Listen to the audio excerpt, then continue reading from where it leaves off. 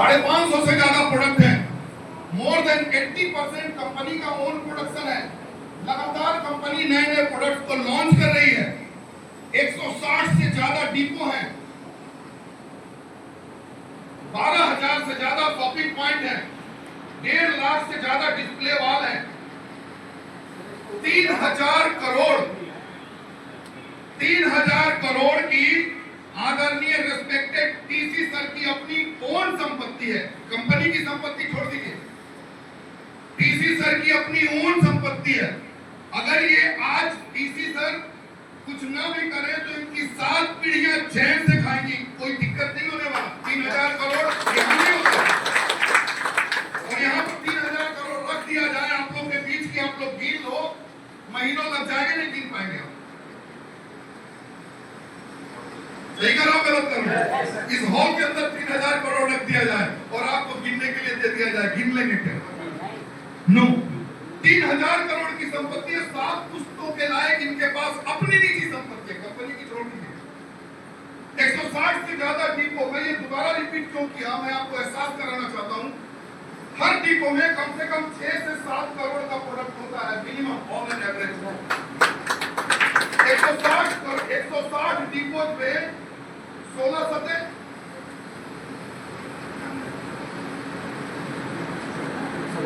112, 1120 करोड़ के प्रोडक्ट सिर्फ कंपनी के डिपोज में पड़े हैं। 12,000 से ज्यादा पिकअप सेंटर्स हैं, कम से कम 5 lakh on an average product होते हैं। 12 बचे 60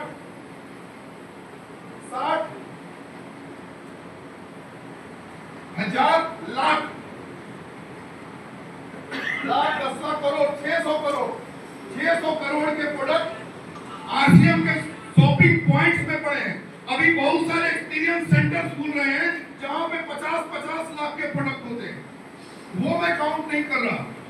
1.5 लाख से ज्यादा डिस्प्ले वॉल हैं जो ऑल ओवर इंडिया रन कर रहे हैं, और ये डाटा 1.5 साल पहले का है। आज ये हो सकता है 2 लाख से ज्यादा डिस्प्ले वॉल हो गए हो, लेकिन मैं 1.5 लाख ही काउंट कर रहा हूँ। 10,000 रुपए के product on an average her display wall पे होते हैं। कुछ तो 25,000 50,000 का भी स्टॉक बना के रखते हैं खुद की टीम के लिए। 10,000 की भी बात करें तो 15,000 पे 3 जीरो 4 जीरो लगा दीजिए। इकाई दहाई सैकड़ा हजार 10,000 लाख 10 लाख करोड़ 4 और 3 1.5 लाख 150 करोड़। कितना? 150 करोड़ सिर्फ डिस्प्ले वॉल में पड़े हैं in all over India. Total अगर जोड़िए तो कितने का प्रोडक्ट हो गया? 1120 करोड़ 600 करोड़ और 150 करोड़ 1270 और 600 1870, मतलब 1900 करोड़ का प्रोडक्ट सिर्फ जो है। इतना प्रोडक्ट तो सिर्फ मार्केट में है, इतने का प्रोडक्ट ऑलरेडी प्रोसेसिंग में है, और इतने का प्रोडक्ट ऑनलाइन है। मेरी बात समझ पा रहे हैं आप? रेगुलेट कैसे करेगा? एक तो पक्का माल पूरा बाजार में आके सेल करने के लिए तैयार है, दूसरी प्रोसेसिंग में और तीसरी लाइन में कि माल घटे नहीं, इसको 3 गुना करेंगे। 5700 करोड़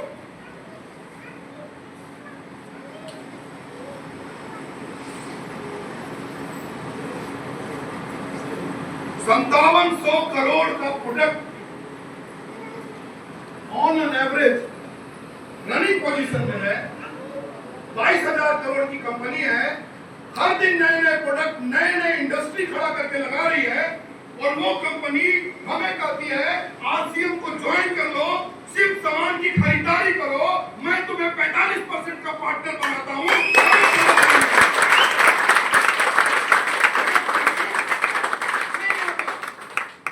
लोग समझ के भी ना समझ बन करके दूरी बनाते हैं। पता है क्यों? उनको लगता है कि ये जो मेरा सगा मेरे को बता रहा है ये अपने फायदे के लिए बता रहा है, मैं खरीद लूंगी तो ये करोड़पति हो जाएगा। और बहुत सारे लोगों को ये पता नहीं है कि आपके कितने सारे रिश्तेदार आपके न ज्वाइन करने के बावजूद आरसीएम से करोड़पति हो चुके हैं। आप अगर ज्वाइन कर लेंगे तो आपके भी जीवन बदल जाएंगे।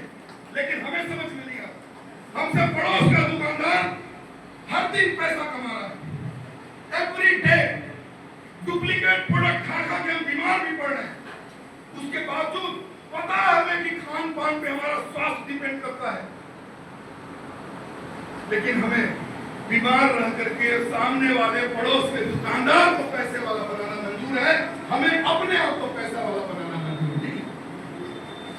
ये हमारा माइंडसेट है। होना क्या चाहिए? होना क्या चाहिए? खुद के लिए सोचना चाहिए कि नहीं सोचना चाहिए? आज मैं देखता हूं ऑन एन एवरेज बहुत सारे लोगों को जब सिस्टम की ज्वाइनिंग की बात होती है, लोगों को समझ में आ गया, लोग सिस्टम को ज्वाइन करिए। उसके बाद जब ज्वाइनिंग होती है, बात करते हैं कि आपके घर में कितने रुपए का प्रोडक्ट यूज हो जाता है, बड़े शान से बोलते हैं मेरे को घर में 10,000 से 12,000 15,000 के प्रोडक्ट हर महीने खरीदारी होते हैं, डेली यूज के प्रोडक्ट मैं यूज करता हूं, उससे कम में काम का चलता है। लेकिन जब उनको आरसीएम में ज्वाइन करा दीजिए तो 220 रुपया, 56 रुपया, 58 रुपया, 57 रुपये में उनके पूरे परिवार के खर्चे पूरे महीने चल जाते हैं। बड़े अफसोस की बात है। और जब उनको फोन करके बात करिए तो बोलते सर जितनी जरूरत है उतना तो खरीद ही लेता हूं। आरसीएम में सफल होने के लिए, अपने आप को स्वस्थ रखने के लिए, अपने पूरे परिवार को स्वस्थ रखने के लिए जो काम आप बाहर की दुनिया में करते हैं वही सिर्फ आपको करना है। दुकान बदलना है, ट्रेडिशनल मार्केट से सामान की खरीदारी ना करके आपको 100% जो भी आपके डेली यूज के प्रोडक्ट है आपको आरसीएम से खरीदारी करनी है। और कुछ नहीं। सामने वाला दुकानदार बोल देता है भैया बहुत दिन से दिखे नहीं, बड़ा खुश हो जाते हैं कि देखो कितना बढ़िया से मेरे को पूछता है।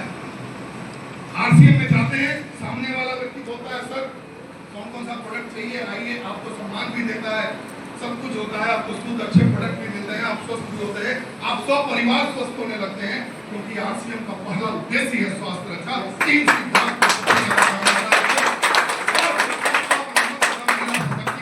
ये 3 उद्देश्य हैं। इसके साथ बहुत सारे ऐसे क्षेत्र हैं जिस पर आरसीएम काम कर रहा है, जिसमें व्यसन मुक्ति हर महिला चाहती है कि उसका पति व्यसन से दूर रहे। चाहती है कि नहीं चाहती?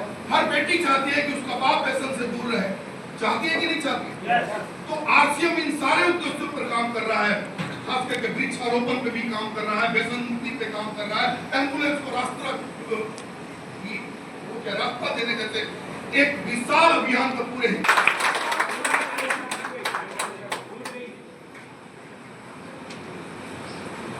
अच्छे हैं, माइंडसेट आपका बहुत अच्छा है, आप सबसे बेहतर सोचते हैं, तो फिर आप पहले से आरसीएम में छोड़ दीजिए। बाहर की दुनिया में टॉप लेवल पर क्यों नहीं है? सफल और कामयाब लोगों में आपकी गिनती क्यों नहीं आती? ये सवाल है कि कौन पूछेगा? मैं नहीं पूछ रहा, अपने आप से पूछने की जरूरत कि अगर मेरा माइंडसेट सबसे अच्छा है और मैं सबसे दुनिया में पहले से सफल और कामयाब आपको लगेगा कहीं ना कहीं तो कुछ है प्रॉब्लम। फिर हम क्या करते हैं? भाग्य को दोष देते हैं। सोचते तो बहुत अच्छा है, किस्मत ही खराब है, किस्मत अच्छा नहीं है, क्या करें? जिस काम में हाथ डालते होता ही नहीं। हो सकता है आपका किस्मत खराब हो, भगवान ने एकदम लाल लकीर से लिख दिया है ना? हो सकता है, हो सकता है, हाँ कि ना? हो सकता है ना?